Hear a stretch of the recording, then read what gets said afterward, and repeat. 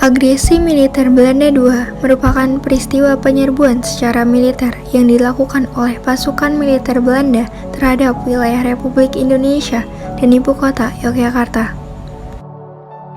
Agresi militer Belanda II terjadi pada 19 Desember 1948.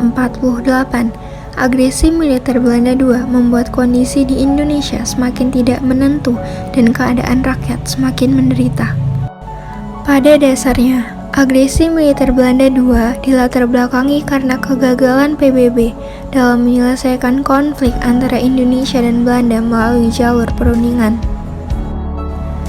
Agresi militer Belanda II diawali dengan serangan terhadap Yogyakarta, ibu kota Indonesia saat itu, serta penangkapan Soekarno, Muhammad Hatta, dan beberapa tokoh lainnya. Jatuhnya ibu kota negara ini menyebabkan dibentuknya pemerintah darurat Republik Indonesia di Sumatera. Agresi militer Belanda II memiliki tujuan untuk memperlihatkan pada dunia internasional bahwa RI dan tentaranya sesungguhnya tidak ada. Dengan begitu, Belanda dapat semaunya. Agresi militer Belanda II memiliki dampak bagi Indonesia. Bandara Lapangan Terbang Maguwo berhasil dikuasai pasukan Belanda melalui serangan udara menggunakan 14 pesawat. Korban tewas di pihak TNI sebanyak 120 pasukan. Pengasingan menggunakan pesawat bomber B-25 dengan tujuan yang tidak jelas. Agresi militer Belanda II juga memiliki dampak bagi Belanda.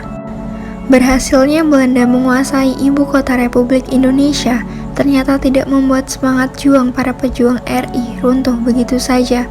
Masih ada perlawanan dari TNI yang dilakukan secara mendadak.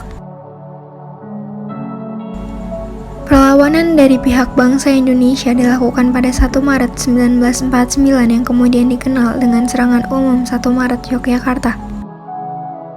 Perlawanan yang dilakukan TNI itu juga terdengar sampai New Delhi melalui siaran radio. Bahkan, kabar aksi perlawanan tersebut sempat menjadi berita utama di beberapa surat kabar India. Hal ini membuat posisi berbalik. Indonesia di mata internasional justru semakin kuat, berbeda dengan apa yang dipropagandakan Belanda terhadap dunia internasional.